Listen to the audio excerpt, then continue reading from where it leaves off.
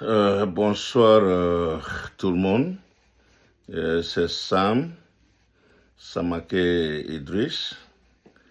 Après avoir expliqué comment je suis devenu gbagboïste, j'ai des amis qui m'ont appelé.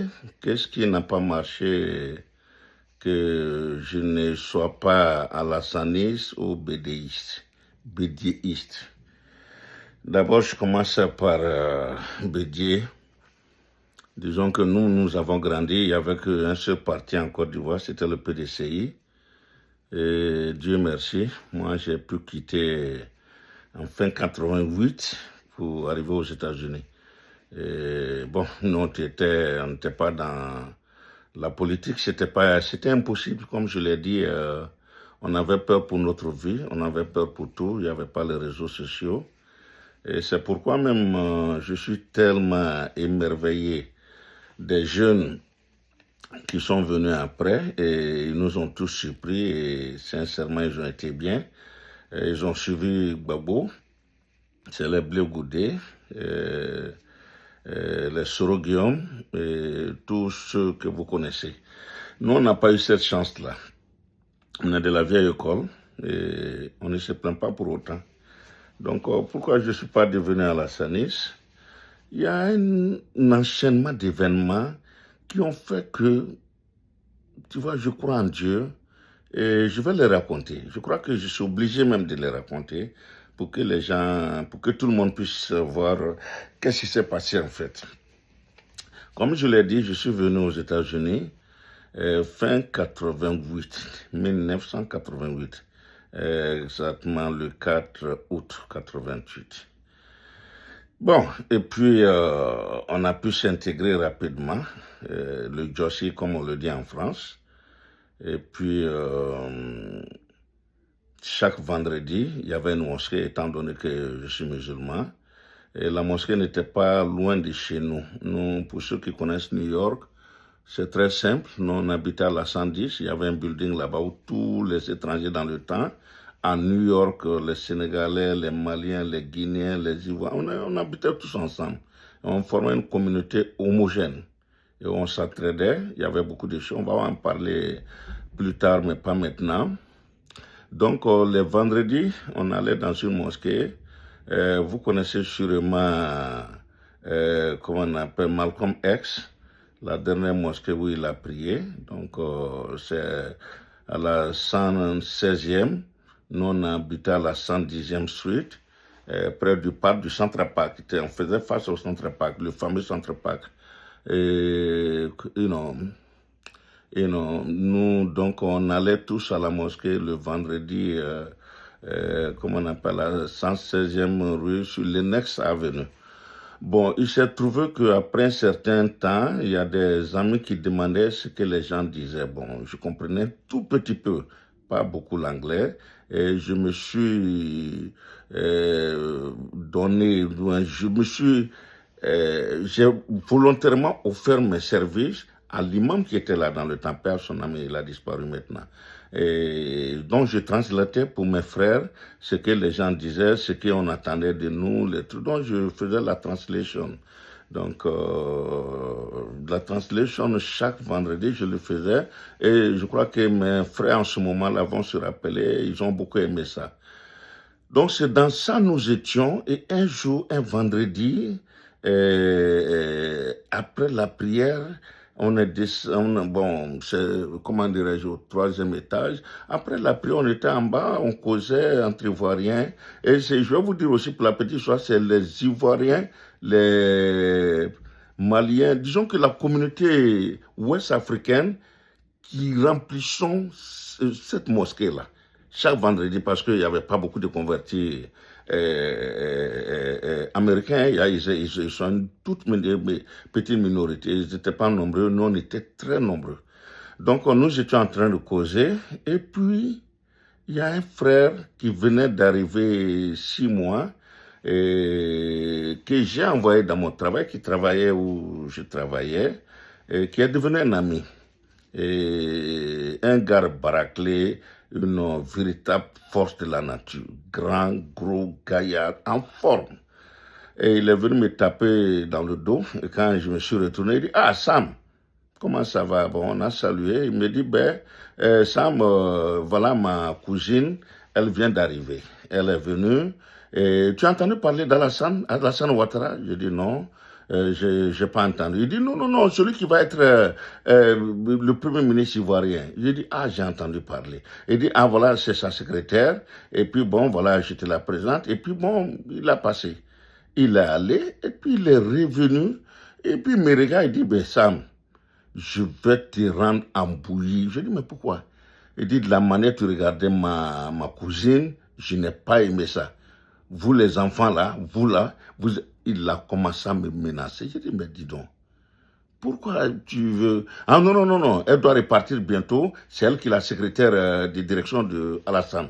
Donc c'est la secrétaire de direction d'Alassane. Elle est venue ici. Bon, Alassane doit déménager du Sénégal, de Dakar à Abidjan. Donc en attendant, elle est venue faire des achats. Et bon, je ne veux pas que vous la regardiez, c'est ma coûte. Bon, écoutez, j'étais abasourdi. J'ai dit, ben tiens, ça c'est une étrange manière de rencontrer, entre parenthèses, le nouveau et unique premier ministre ivoirien. C'est ainsi que j'ai entendu parler d'Alassane et que je connais Alassane. Voilà comment je connais Alassane, avec les menaces. Bon, cela s'est passé entre 91... 92, 80, je ne me rappelle plus. Mais Alassane venait d'être nommé, je crois, président d'un truc ministériel. Je n'en sais rien parce que nous, on était là, la politique ivoirienne, on était très loin. On ne pouvait pas capter des radios, il y avait pas, on ne pouvait rien savoir. Donc vraiment, je n'étais pas au courant. Et le gars m'a menacé, je vais taire son nom parce qu'il est toujours un ami à moi. Et cela s'est passé. Ceci étant, bon, la vie a continué et moi j'ai continué à travailler. Nous faisions du gypsy. Le gypsy, c'est le taxi sauvage en fait. Bon, je vais expliquer un jour qu'est-ce que c'est qu'un gypsy, comment on est arrivé à ça, qu'est-ce qu'il y a. Bon, voilà, je vais expliquer ça un jour.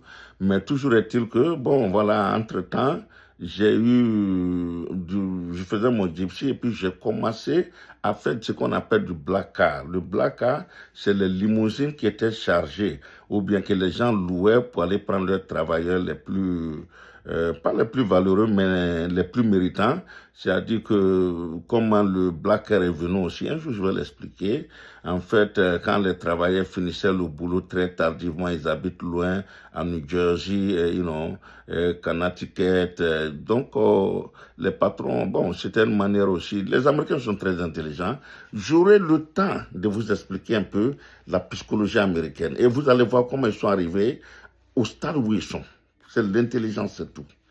Donc, j'ai commencé à faire du black car. Et dans le black car, j'ai rencontré une dame que j'ai pris un jour chemin faisant, un samedi. Quand je l'ai dit, elle m'a dit, ah ben, d'où tu viens? Je dis, je viens de la Côte d'Ivoire, c'est où c'est situé? Je lui ai expliqué. Et elle m'a dit, mais c'est la première fois que je prends un Africain parce que tous ceux qui sont là sont soit haïtiens, enfin c'est des blancs. Et il y a quelques haïtiens dedans, mais un Africain comme ça, je n'ai pas vu. Je dis, mais peut-être que ce sera la dernière fois que tu me vois. Elle dit, mais pourquoi?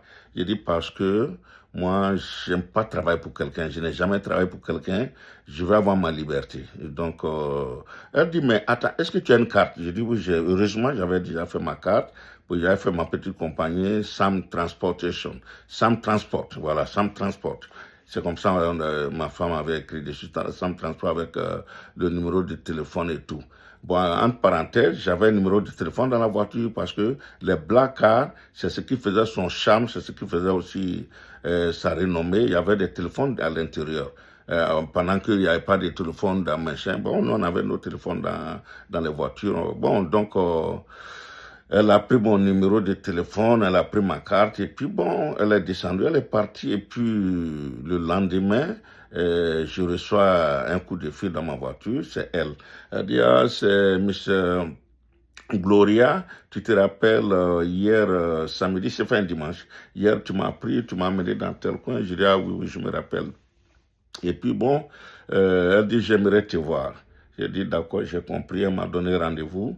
Je suis allé, j'ai pris elle et son mari dans leur domicile très tôt le matin, c'était le rendez-vous, et je l'ai déposé au travail. En fait, j'étais un peu fou.